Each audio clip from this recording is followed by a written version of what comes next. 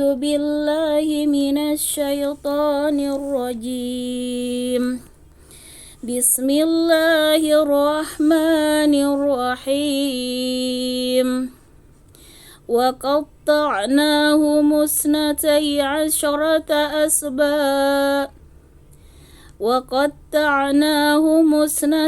عشرة أسباطا أمما وأوحينا إلى موسى إذ استسقاه قومه أن اضرب بعصاك الحجر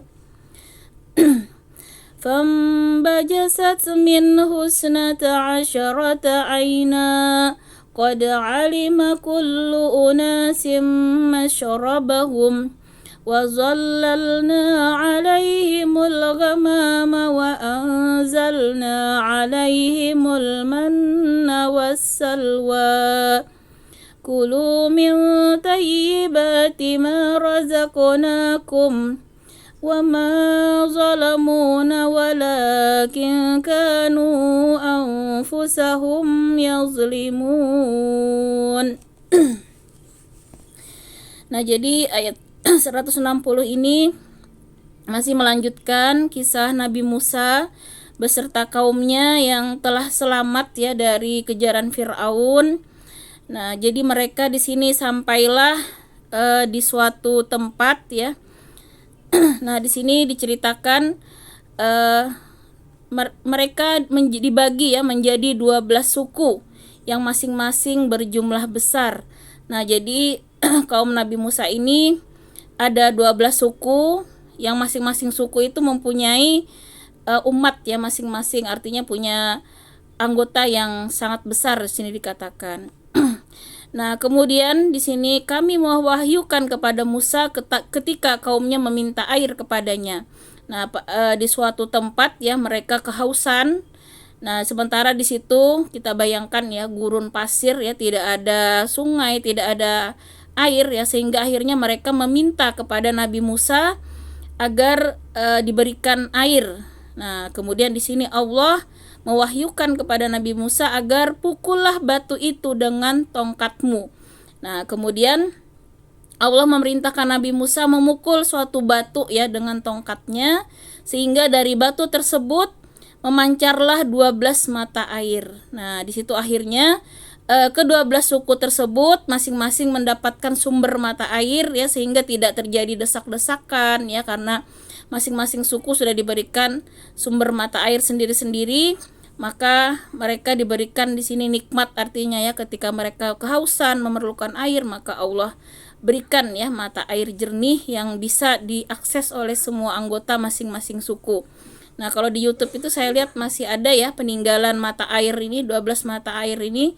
Bisa nanti ibu-ibu searching ya di YouTube, bisa kita lihat masih ada ya. Jadi dijadikan sekarang tempat wisata, sehingga kita bisa masih bisa ya untuk melihat ya peninggalan sejarah ya, bahwa nyata adanya semua berita di Al-Quran ini benar-benar ya masih ada bekas-bekas peninggalannya. Setiap suku telah mengetahui tempat minumnya masing-masing. Nah, jadi selanjutnya nikmat Allah yang lain Allah berikan, dan kami naungi mereka dengan awan.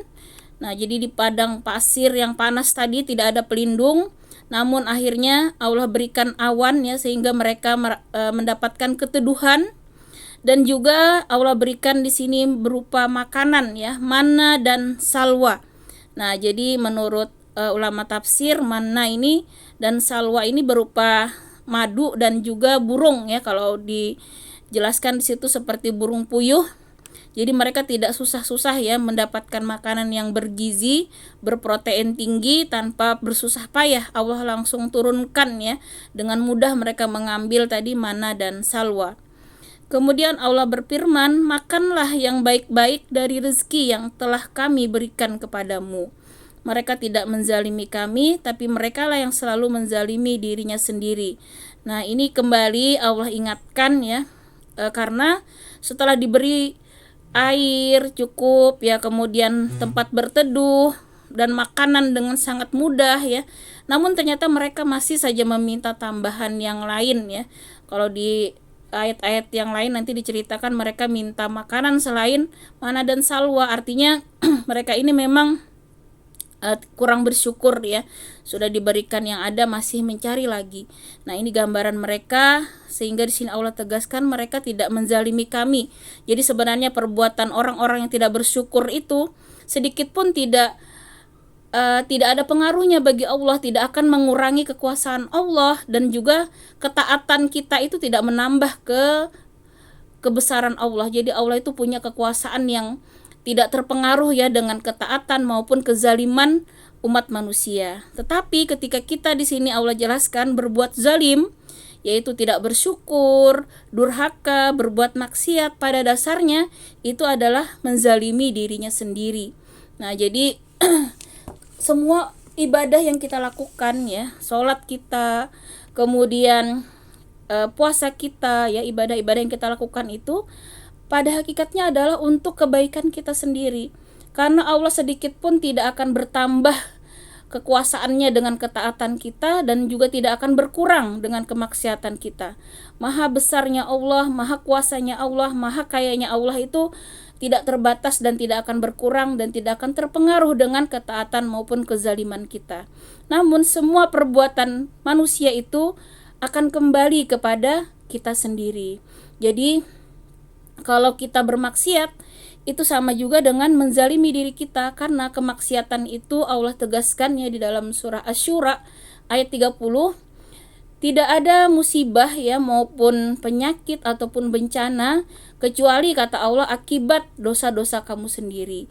Nah, jadi kalau kita menyimpan dosa yang tidak kita taubati, cepat atau lambat itu akan mengundang azab, mengundang penderitaan bagi diri kita sendiri. Namun tiada lain azab maupun ujian itu dalam rangka mengingatkan kita. Itulah bentuk kasih sayang Allah. Allah ingin kita kembali lagi untuk mentaati Allah, untuk sadar. Nah, jadi ujian itu pada hakikatnya kalau kita maknai ya dengan ikhlas, dengan sabar, dengan ridho, maka itu menjadi penggugur dosa dan menjadi pengingat kita agar segera kembali mendekatkan diri kepada Allah. Dan sebaliknya, ketika tadi diberi nikmat, maka kita wajib bersyukur ya. Dengan bersyukur itu pun Allah akan terus menambah nikmat kita dan juga akan menjaga nikmat itu tetap langgeng. Nah, jadi yang membuat seseorang itu kehilangan hartanya ya ataupun mendapatkan musibah itu akibat tidak mensyukuri nikmat. Nah, barang siapa yang tidak mensyukuri yang sedikit, apalagi yang banyak. Nah, jadi nikmat itu jangan pernah kita anggap kecil. Walaupun mungkin menurut kita itu hal yang biasa.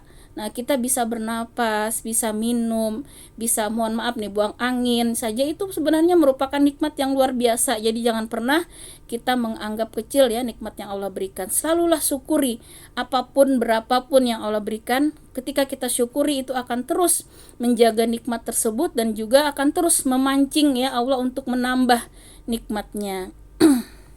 Nah, jadi kalau dijelaskan ya oleh ulama bagaimana kita bisa kuat ya menghadapi kehidupan ini. Nah, makanya Allah berikanlah kita itu syariat ya berupa sholat, ibadah-ibadah yang lain. Nah, semua ibadah itu pada hakikatnya adalah menjaga diri kita supaya diri kita ini terbentengi dari bujukan nafsu dan juga setan. Karena pada dasarnya manusia itu sangat lemah, mudah sekali terkena tipu daya baik hawa nafsu maupun bisikan setan. Nah, kita ingat ya bagaimana nenek moyang kita Nabi Adam akhirnya terpengaruh ya oleh bisikan iblis. Nah, karena itulah syariat diturunkannya ibadah-ibadah itu pada dasarnya adalah untuk kebaikan kita, menjaga diri kita supaya kita tidak terjerumus pada kemaksiatan. Makanya Allah tegaskan bahwa sholat itu sebenarnya mencegah dari perbuatan keji dan mungkar. Namun yang seperti apa ibadah itu bisa membentengi diri kita? Tentunya kita harus sadar ini hakikat diri kita itu ada dua. Kita itu mempunyai yang namanya jasmani dan ruhani. Nah, jadi ibadah itu kalau mau berdampak ya melindungi kita dari perbuatan keji dan mungkar, maka harus komplit. Harus ibadah zahir ya, ibadah jasmani dan juga ibadah batin. Nah, ketika ulama menjelaskan bahwa ibadah zahir itu seperti kulit. Kalau diumpamakan kita memberikan buah misalnya ya, ibadah itu ibarat buah, maka ibadah zahir itu adalah buahnya, dan isinya kulitnya luar itu ibarat adalah ibadah zahir. Sementara isi buah itu adalah ibadah batin.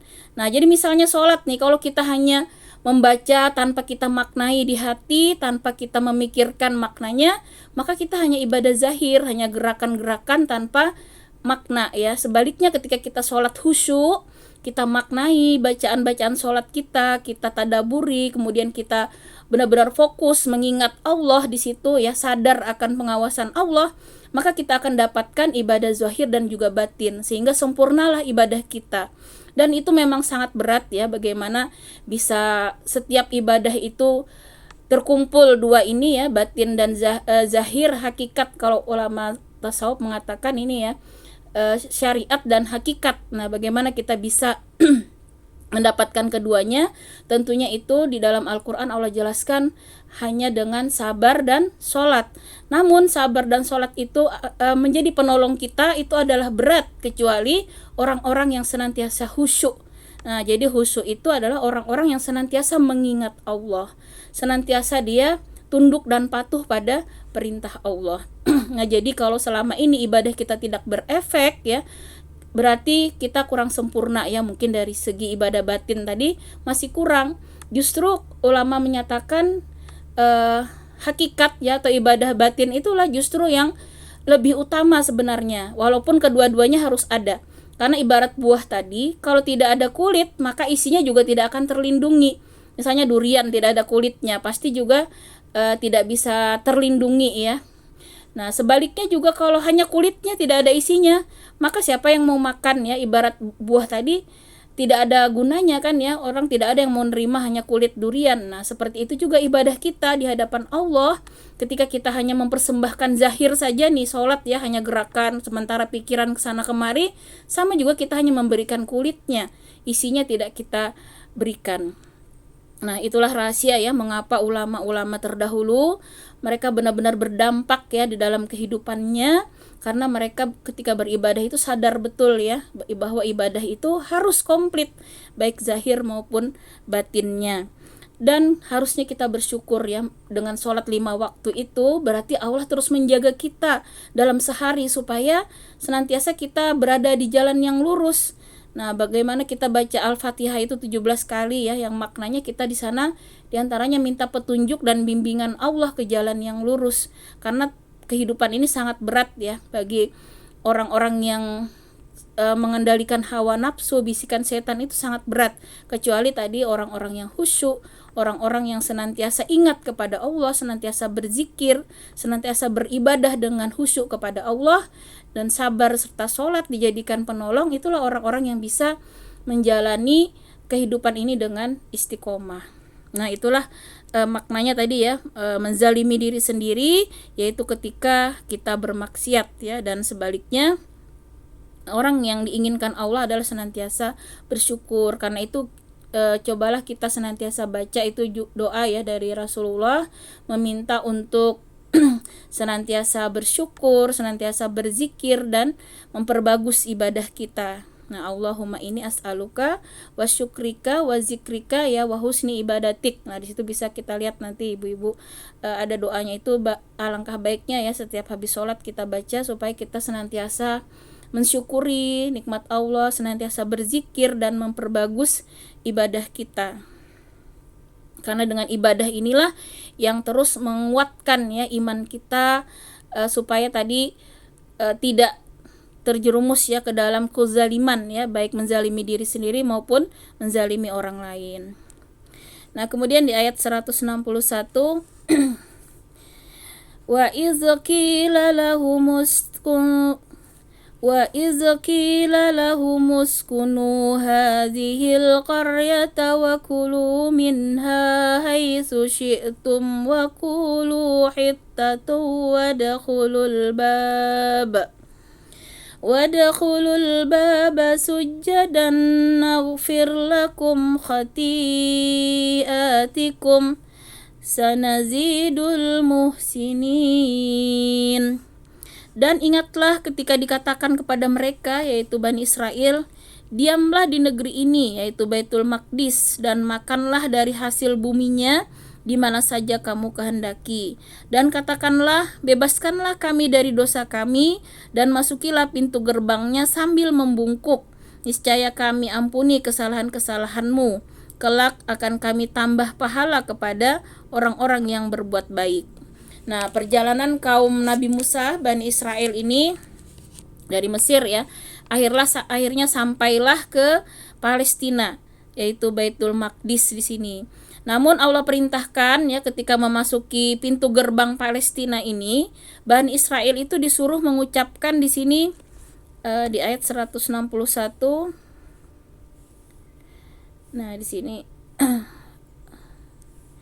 disuruh yang artinya ya, bebaskanlah kami dari dosa kami. Nah, jadi disuruh meminta ampun ya atas dosa, dan disuruh memasuki pintu gerbangnya itu dengan membungkuk. Namun inilah sifat Bani Israel ya, kelihatannya kan mudah ya, sebenarnya hanya disuruh mengucapkan ya, tapi ternyata mereka ganti ucapannya ya, bukan meminta ampun, justru di dalam tafsir mereka mengucapkan mengolok-olok ya dengan gandum atau apa begitu ya. Nah, jadi bukan meminta ampun. Nah, jadi ulama tafsir mengatakan kalau manusia itu ucapannya saja sudah seenaknya ya menyalahi perintah Allah, apalagi lagi perbuatan, pasti dia akan lebih mudah lagi untuk menyalahi perintah Allah. Jadi jangan pernah kita menganggap remeh ya ketika perkataan itu mengolok-olok ayat-ayat Allah, mengolok-olok misalnya Rasulullah. Itu di sisi Allah sangat berat ya dosanya, karena dari hal yang perintah ringan saja ya, berkata-kata saja dia sudah seenaknya sendiri ini kaum Bani Israel ya.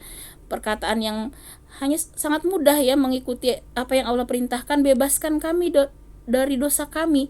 Namun mereka justru mengatakan yang lain yang mengandung olok-olokan. Nah, kemudian masuknya disuruh membungkuk, justru mereka mengesot begitu ya. Jadi mengolok-olok. Masuknya pun mereka tidak ada sopan santun ya. Padahal di situ Allah memperhatikan ya perintahnya apakah dilaksanakan atau tidak. Nah, begitu juga ini pelajaran bagi kita, jangan berani-berani kita menyalahi ya kata firman Allah, mengolok-olok ya ayat-ayat Allah maupun juga hadis Rasul, ataupun mengolok-olok Rasulullah dan sahabat ya, maka di sisi Allah ini kemurkaan ya dari Allah. Karena dari hal kecil inilah ketika manusia dari mulutnya saja dia seenaknya ya berkata-kata yang buruk, apalagi perbuatan. Menurut ulama tafsir dipastikan dia juga akan mudah sekali tergelincir ya untuk melakukan maksiat. Nah, kemudian di sini Allah tegaskan ketika mereka mau tadi ya menuruti perintah Allah, cara masuk tadi ke gerbang Baitul Maqdis ya ke Palestina, maka Allah berjanji akan mengampuni kesalahan-kesalahanmu kata Allah, dan juga akan menambah pahala kepada orang-orang yang mau tadi berbuat baik, mau mengikuti aturan Allah. Namun yang terjadi mereka justru tadi tidak mematuhi ya perintah Allah tersebut. Maka di sini kita lihat di ayat selanjutnya apa yang Allah berikan ya akibat perbuatan mereka ini di 162. فَبَدَّلَ الَّذِينَ ظَلَمُوا مِنْهُمْ قَوْلًا غَيْرَ الَّذِي قِيلَ لَهُمْ فَأَرْسَلْنَا عَلَيْهِمْ رِجْزًا مِنَ السَّمَاءِ بِمَا كَانُوا يَظْلِمُونَ. Maka orang-orang yang zalim di antara mereka mengganti perkataan itu dengan perkataan yang tidak dikatakan kepada mereka. Nah, ini tadi ya yang diganti dengan kata-kata gandum atau apa gitu ya yang tidak sesuai dengan perintah Allah. Maka kami timpakan kepada mereka azab dari langit disebabkan kezaliman mereka.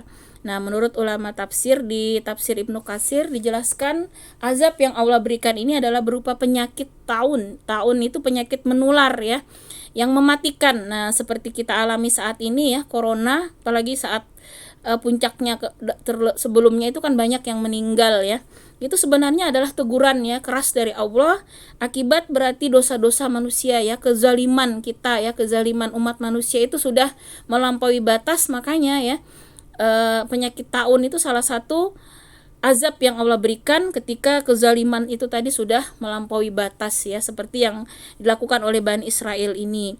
Dan dijelaskan di dalam tafsir, itulah ya yang Allah turunkan berupa penyakit menular ya, yang menyebabkan tadi kematian. Wallahu alam ya, karena ulama juga berbeda-beda, tidak ada yang tidak menjelaskan ya apa azabnya, namun di tafsir Ibnu Katsir tadi yang saya temukan, azabnya berupa tadi penyakit taun ya.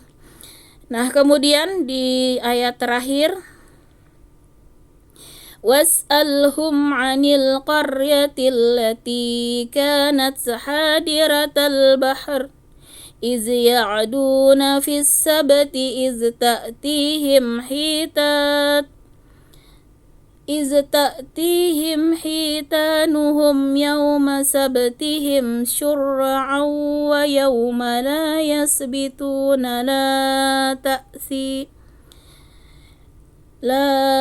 ويوم لا يسبتون لا تأتيهم كذلك نبلوهم بما كانوا يفسقون.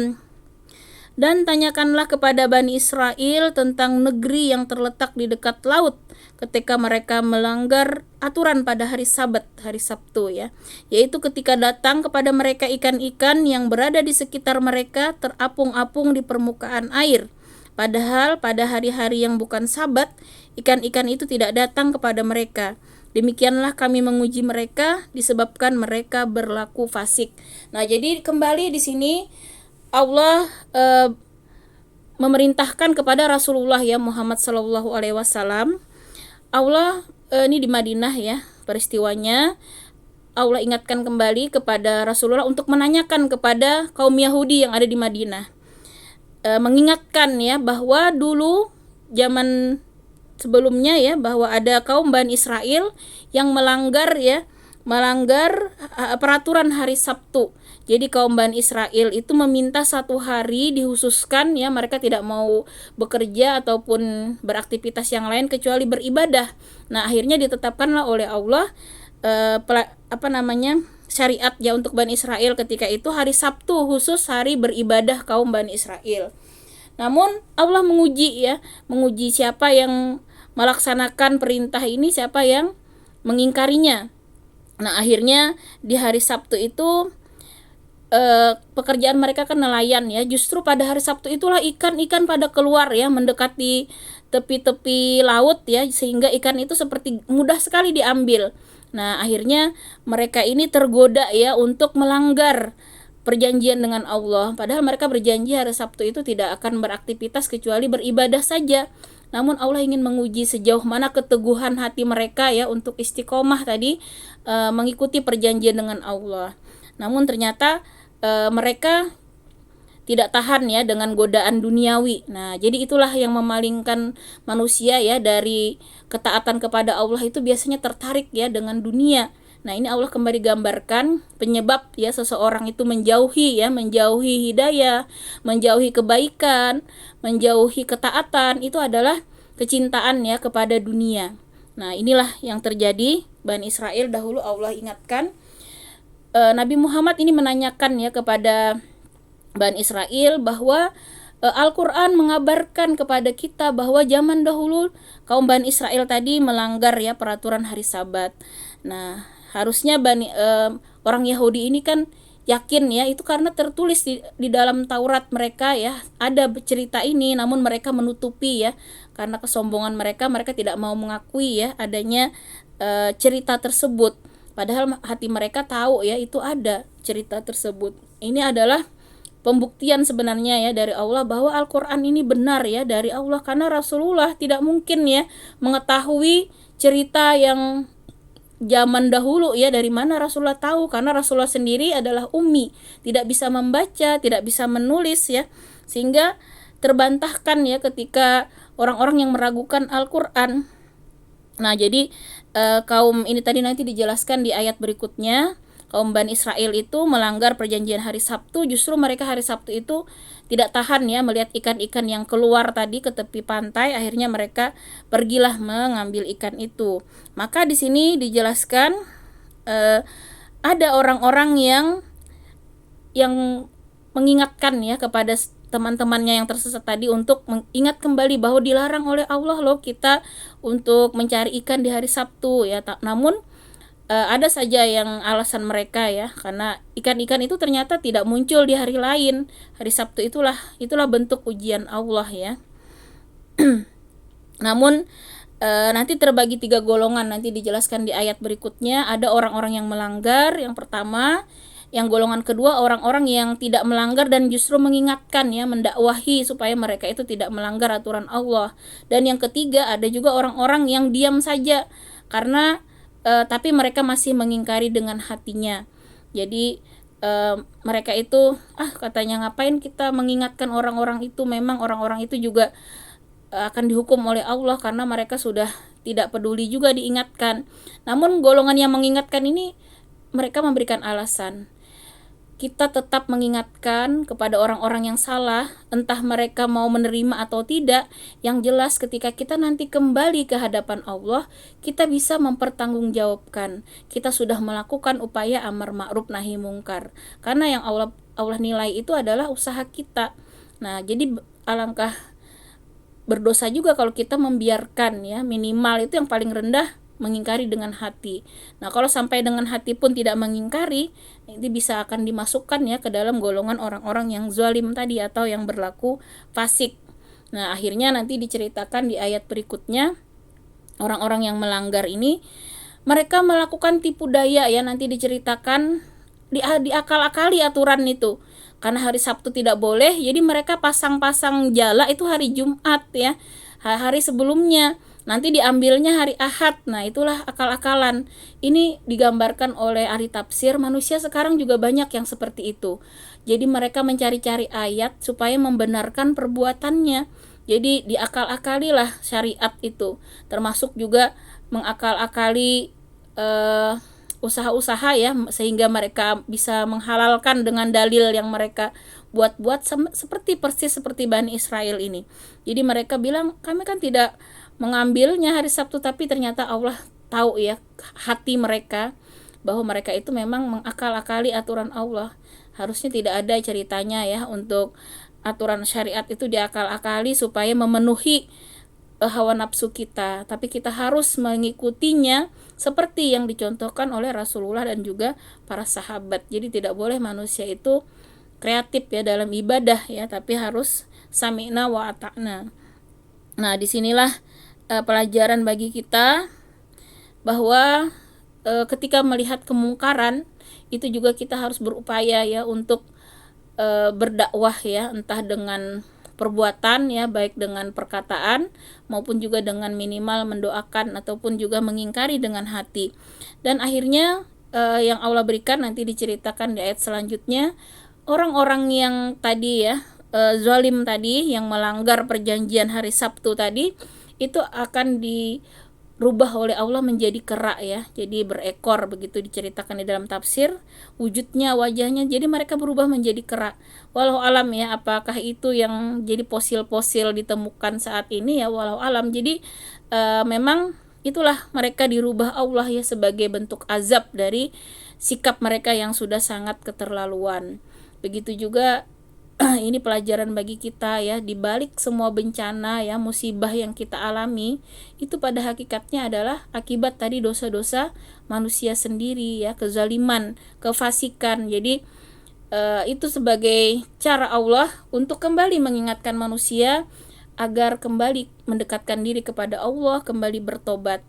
Jadi sebenarnya semua kejadian ini tidak ada yang buruk ya, kalau kita memahami itu adalah sebenarnya cara Allah untuk mengembalikan manusia ke jalan yang lurus. Wallahu a'lam bishawab.